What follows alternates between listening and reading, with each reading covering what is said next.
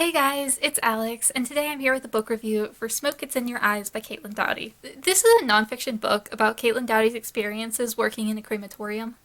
I gave it 2 stars, and I almost gave it 1. So this is going to be kind of a ranty review, so just be warned. But I actually would like for people who enjoyed this book to listen to this whole review, because I'm curious as to why they liked it, and not just why they liked it, but their specific thoughts on the issues I had, because I have pulled quotes for this review. I have like half a dozen quotes or something like that I plan to read aloud just because I feel like I really want to back up my opinion in this review and like show evidence, and this has turned into like kind of a school essay with like my sources cited and all of that. So honestly, of all my reviews, I'd be really interested in hearing differing thoughts on this book because I really hated this. To start off with, I did have the wrong expectations going into this book.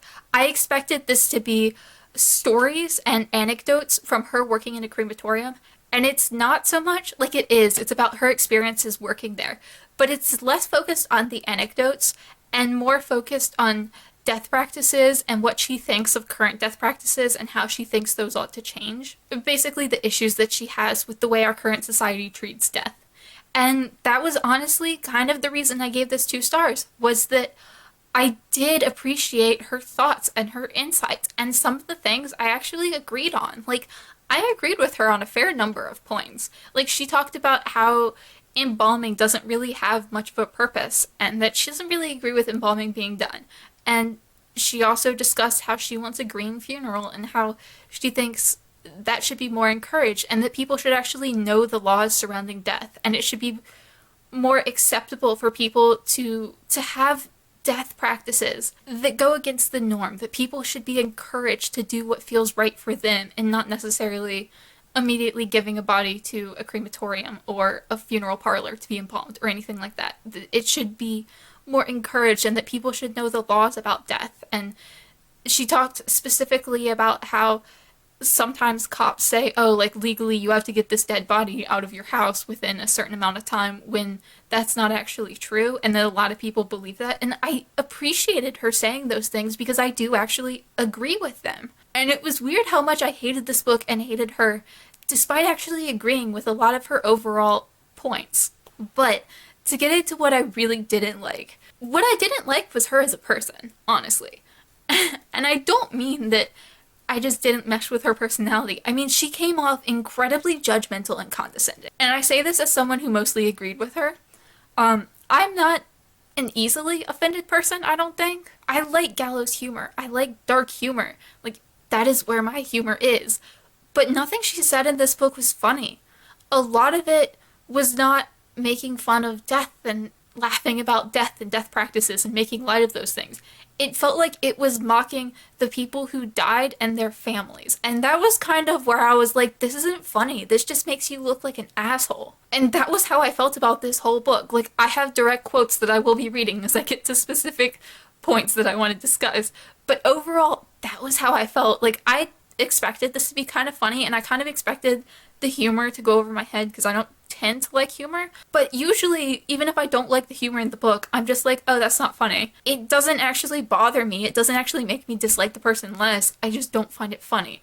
This made me really dislike Caitlin Doughty. At the beginning of the book, she preached pretty heavily about accepting other cultures' death practices, and she talked about how they feel abnormal and wrong to us because the death practices that we have been normalized, and we should kind of try to get away from that and try to look at things more, not objectively, but like remove our own biases a little bit. And I liked that. She discussed one tribe in particular. I think it was a tribe. She said they cannibalized their dead, and she discussed why they do that and the reasons behind it and how it came to stop, because pretty much white colonialists came in and were like, no, you don't do that anymore because that's wrong. And that was interesting to me. But then she went away from that and started discussing American death practices, and she had no problem saying how screwed up those were, and she used words like lurid, shameful, and ignorant. And I know she used those words because I actually wrote them down as she used those, in quotes. I don't have like the direct pages that she used them, but she did use those words when discussing American death practices, which felt incredibly hypocritical to me, because I do support being open to other people's cultures and their ideas and actually learning about them and not just judging them. But then she had no problem just judging American culture, and that really bothered me. You can't have it both ways. You can't support everyone else's culture and then judge this specific one. It doesn't work like that. And I kind of feel like she was just pulling from other cultures that she agreed with, rather than actually pulling anecdotes from things that she wouldn't necessarily support. And she was just picking and choosing, and it really bothered me. She kind of came into this book with the mindset of, my ideas are right. My ideas are what are comforting to other people because they comfort me, so they would comfort everyone else as well. And that's just not true. And I use the word comfort because she actually used it, and this is the first quote that I wish to read. This quote is on page 175, and the context for this is that they have a dead body that has come into the cremation center, the crematorium, and she's washing him because he's not going to be cremated, he's going to be embalmed and then buried. So she's washing his body, and this is what she says. Holding up his arm to wash it, I paused. I was comfortable. I wanted other people to know that they could do this too. The washing, the comfort. This confident, stable feeling was available to anyone if society could overcome the burden of superstition. And then she kind of went on to talk about how that was her calling, to teach other people to take care of the dead the way her ancestors used to. And that really bothered me. Not necessarily that I was offended by that specific line or anything she said, but it was kind of just that that was her tone the entire book, was that she wanted to teach people because she knows the right way, and we're all just ignorant Americans who don't know what we're doing. And that really bothered me, because it's not true. Just because something is a comfortable or stable death practice for her that makes her feel comforted and removes her fear doesn't mean it would do the same for other people. And she kind of seemed to disregard that fact, even though she stated several times, she was like, oh, but like, everyone should do what's comfortable for them, but this is what's comfortable for me, so this is what everyone should do. And that was just indicative of her tone overall, which is why I picked that quote, because that just seemed to illustrate the tone she had and why I found her so judgmental and condescending. And then on the same page, this wasn't one I'd originally planned to read, but it is also very condescending, so I wanted to read it. She's dealing with a client, so someone whose brother has just died, and she's basically trying to comfort them. And they were worried that their brother was going to be cremated, which they really didn't want. And then she talks about this death practice in an Indonesian island of Java where the whole town is obligated to attend, and they cradle the dead body and soak it in water with the living. And it's not really important, but that's essentially the death practice that she's talking about. She says, even if she didn't realize it, this is the type of closure Jeremy's sister wanted as well. And that was just one of those things that even if she didn't realize she wanted it, this is what she wanted. Because I'm Caitlin Doughty, and I know what's best for all other people. I know what would comfort them better than they know what would comfort them. And that really bothered me. Like, she just assumed that she knew what was better for everyone else. She assumed she knew what was better for Jeremy's sister. And it's just incredibly condescending. And again, that was one specific example, but that was just kind of indicative of her tone overall and how I felt she was talking to me all the time. And so now that we've covered the condescending and judgmental aspect, we're going to get into her mocking people. Specifically, mocking people who have recently lost loved ones, because that was kind of horrifying to me, and it made me cringe throughout this book because she did it several times.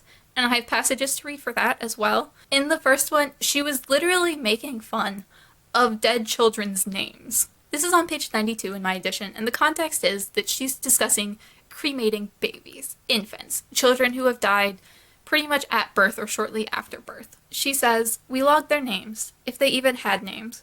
Often, they would be labeled only as Baby Johnson or Baby Sanchez. It was even sadder when they had full names, even when they were something terrible, like Caitlin, spelled Caitlin. Full names showed how ready the parents were for them to be born and become a part of the family. And just for the record, because they both sound the same, the first Caitlin is spelled like her name, Caitlin, and the second Caitlin is spelled Katelynne, which doesn't really matter, but just so that you have the full knowledge. That made me cringe for two reasons, and I'm going to start with the lesser reason first. She says that the parents are more ready for their children when they've named them, and that really bothered me, because how is she to decide which parents cared about their children's more?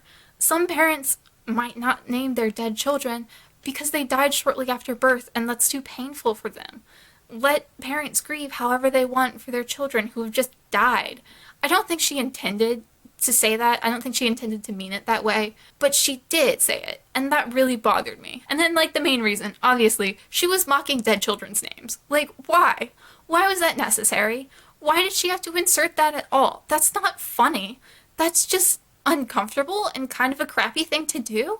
Like, why would you judge how parents name their dead children? Why? Like, I don't even have anything to say about that. Like, please, if you read this book and it didn't bother you, why did that line not bother you? Because it really bothered me. That was page 92, and that was about the point where I stopped giving her the benefit of the doubt. Because up until that point, I was like, well, maybe her sense of humor is just not for me. Maybe her personality just isn't for me. Like, she's not someone I mesh well with, whatever. At that point, I stopped giving her the benefit of the doubt and decided that this is kind of a crappy person. This is kind of a crappy thing to say. I no longer care to understand where she's coming from. Like, she's mocking the names of dead children. Like, that's a direct quote. I don't really think I'm taking that out of context in any way.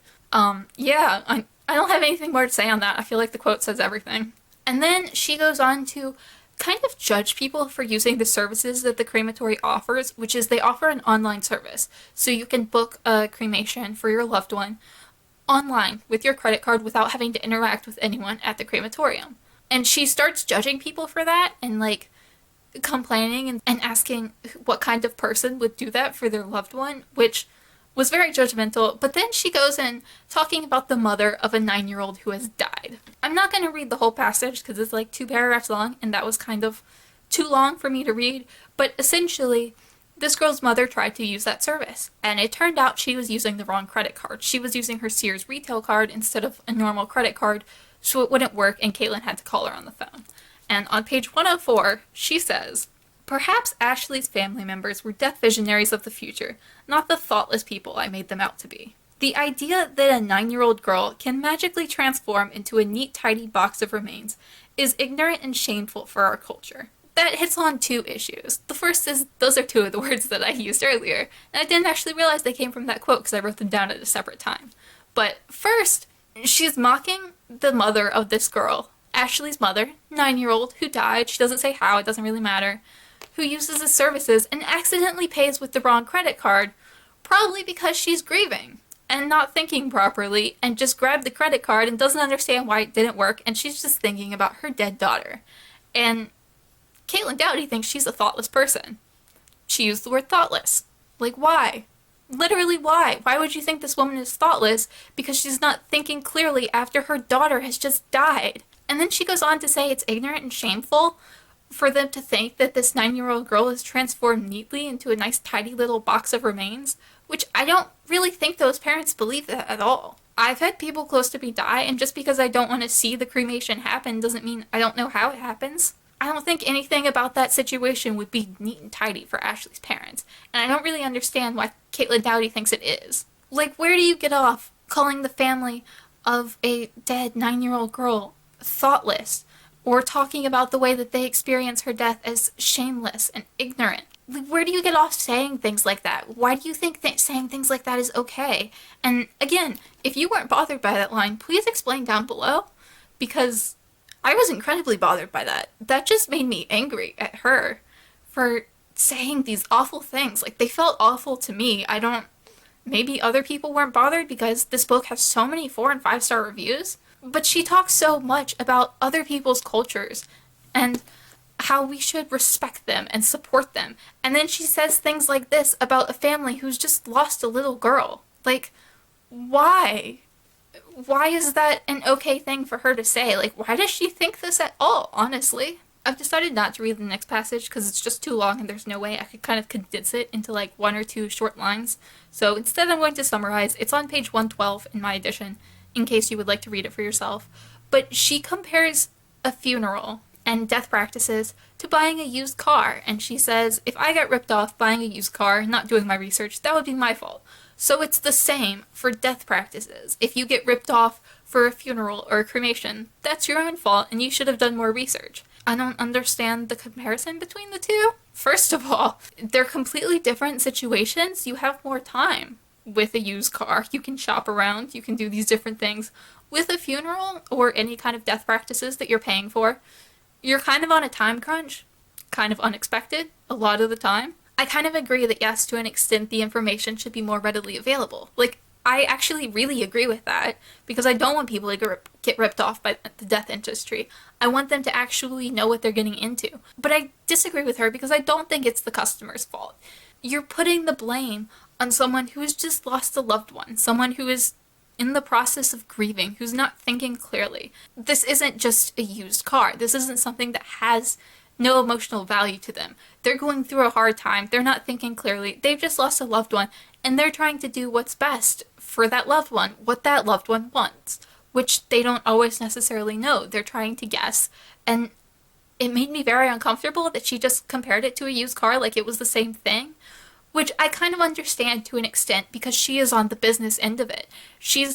For her, it's not personal, and it kind of felt like that was a lot of this book, was that she didn't understand the personal experience of grief, because to be honest, it kind of sounded like she didn't have very much experience with the personal side of grief.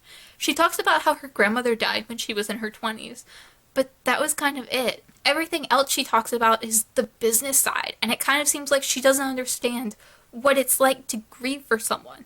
I haven't had loads of experience with death, but I've had 3 different grandparents die at different points in my life. I had a close friend who died in high school. Like, I understand a little bit of what grieving is like, and it kind of felt like she didn't at all, that she was perfectly fine with judging the family of grieving people. And it really bothered me. This whole book bothered me. It felt incredibly judgmental, incredibly condescending. I'm borderline incoherent at this point because I'm just angry. Talking about this book makes me angry. I don't understand why it has so many 4 and 5-star reviews. I don't understand why it's on best of lists.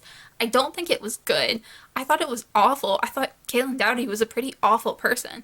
And this really made me hate her, honestly. And I don't say that much after books. Even books that, like, I find gross or I hate the book. Like, I don't really care about the author as a person. I don't know them.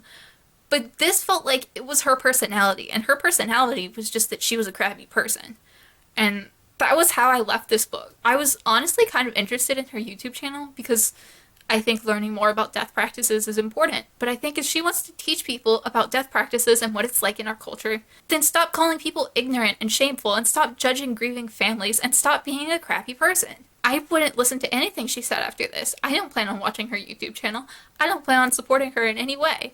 I don't usually like to talk people out of reading books, but this is one I'm kind of comfortable talking people out of reading because I thought it was awful. I thought she was awful. I'm interested in learning more about death practices because she kind of had some interesting things to say, but that didn't make up for how cringy she was and how much she mocked grieving people. She also had this tangent at the end about how she loved this guy and he broke her heart because she sent him some long letter about how she was in love with him and he was the only thing that made her happy and the only thing worth living in her life.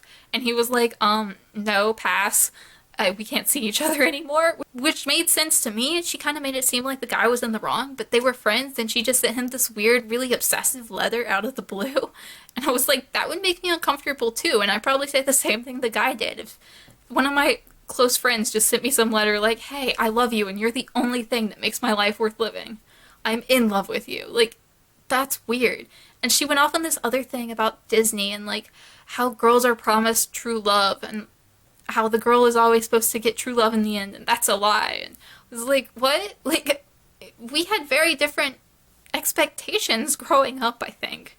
If you still believe this in your 20s, like, I never really believed that. I don't know. This whole book was just, like, weird and, like, really immature and really condescending and judgmental, and those are the words I keep coming back to because that was how I felt. Like, I couldn't recommend this book to anyone. Honestly, I really wouldn't. I wouldn't recommend her as a person. Like, I haven't watched her YouTube channel, so maybe this has better context if you've watched her YouTube channel, but I hated this a lot. I still kind of think about giving it 1 star, but I did appreciate a few of the points of information. So 2 stars, but man, this made me hate Caitlin Doughty a lot. Please discuss down below if you love this book, or if you like this book, or if you tolerate this book, because I really hated this book a lot. So I'm not, like, judging anyone who likes it. I'm genuinely interested in why you disagreed with me, because I'm genuinely interested in that, because I don't really see how anyone could like this. So please do talk to me in the comments. And as always, thank you guys so much for watching, and I will see y'all again soon.